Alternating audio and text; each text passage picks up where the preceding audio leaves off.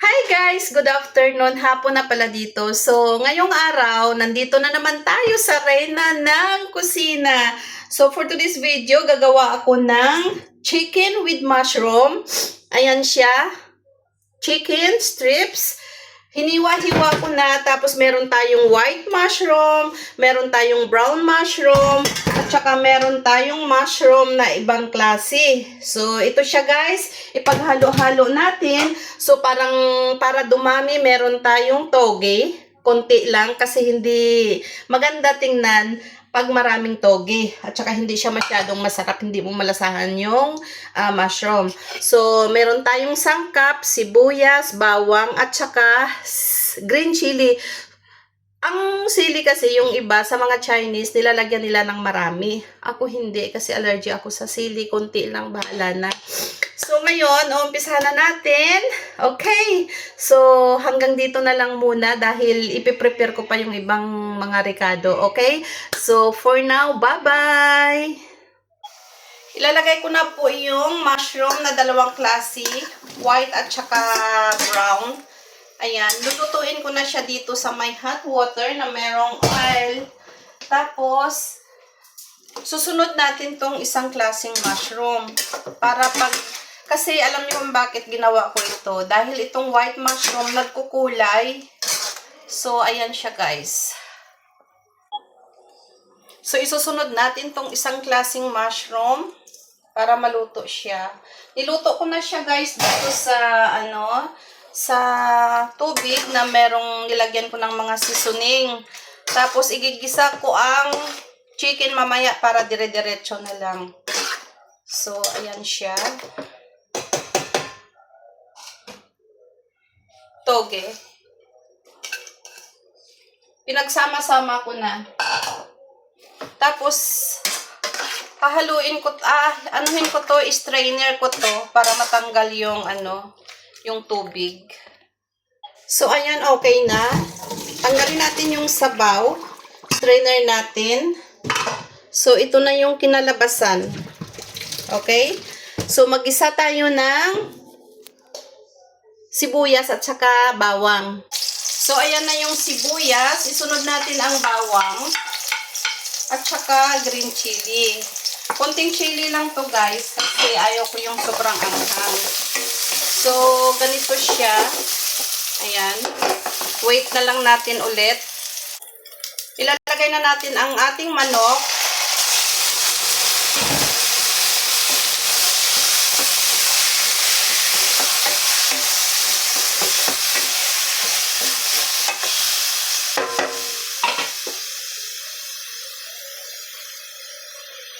Lagyan natin ng isang cubes. Antayin natin na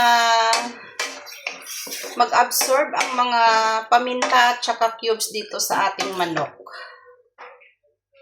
So, habang hinihintay natin yung manok na maluto, nagsaing muna ako. Magsasaing lang ako sa kalan kasi mahal ang kuryente. Ayan. Yan yung palagi kong ginagawa. Hindi ako nagsasaing sa rice cooker palagi. Pag may mga bisita lang, saka ako nagsasaing sa kuryente. Kasi mas mura ang gas kaysa sa kuryente. Oh, may pasukat-sukat pa ako. 3 kasi to, susukatin natin ng hanggang dito daw. Ganyan daw yan. So, ayan siya guys. Isasalang na natin. Ayan siya. Kung saan-saan ko na lang pinapatong ang cellphone ko at wala akong stand. Wala akong patungan, kaya kung saan-saan lang pwede na mahagip ng camera itong aking mga niluluto. So, aking kinokontent.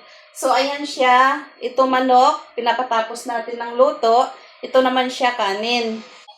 At saka yan guys, lalagyan natin ng kunting pangpasarap. Dahil dinagdagan ko nga siya pala ng paminta para mas lalong lumasa. Mamaya-maya, lalagay na natin ang mga gulay natin. So, ayan guys, habang naghihintay tayo na maluto ang ating ulam at saka kanin, meron akong ipapakita sa inyo. Naglagay pala ako ng tubig. Para lang sa akin to ha. Lalagyan ko siya ng fennel seeds, konti lang. Ayan. Kasi ito yung iniinom ko. Lalagyan natin siya ng gloves, mga 4 na piraso. So, ito yung ginagawa ko, guys. Ito yung iniinom ko. Maganda daw to siya. So, dapat makadalawang ganito ako sa isang araw. Maganda daw to eh. Binababad ko siya ng ilang minuto, tapos magkukulay na yan siya. So, pag nagkulay na, ibig sabihin, pwede mo nang siyang inumin. Maganda tong mga benefits, check nyo sa YouTube. So, bumili ako ng ganito. Napakatagal ko na tong gamitin. Tapos, bumili ako ng gloves. Ito na lang natira. Wala akong lagayan. Itatali natin ng ganire. At itatago. Tinabi na natin yung ating mga sangkap sa tubig. Ayan. Para siyang palay, no? So, intayin ko siya maya-maya. So, ito yung aking iniinom everyday. Maganda siya sa katawan. So, ito yung aking kanin. Ito yung aking chicken na ilalagay natin mamaya yung in-steam ko. Alam nyo, meron akong ipapakita sa inyo kung saan ko pinapatong yung aking cellphone para mahagip itong aking niluluto. Dito, hinaharangan ko siya ng corned beef. Ganyan lang ginagawa ko, guys, kasi ang hirap talaga ng walang stand. Tapos, guys, may nakita ako sa ref. Ito yung ulam ko nung mga 3 days ago. Pritong talong at saka bagoong. So, nilagay ko siya doon sa ref. Iinitin ko to, isasapaw ko lang siya sa kanin mamaya. Tapos, uulamin ko din.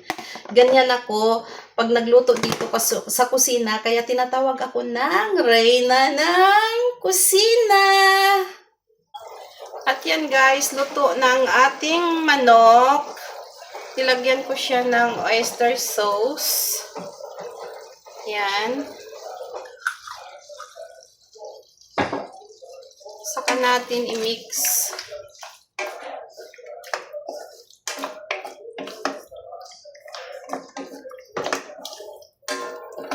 So, ayan na siya, oh.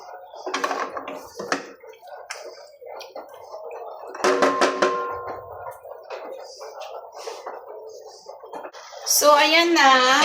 Ilalagay na natin ang ating mushroom. Ayan. Napakarami pala. 4 kami netong kakain. So, ayan siya, guys, oh. Wow.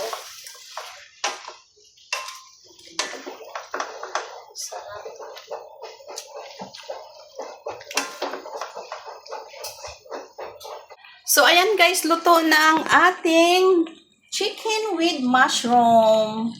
So, ayan na. Kainan na. Thank you for watching, guys. Hanggang dito na lang ang aking video. Maraming salamat sa inyong panonood. Bye-bye!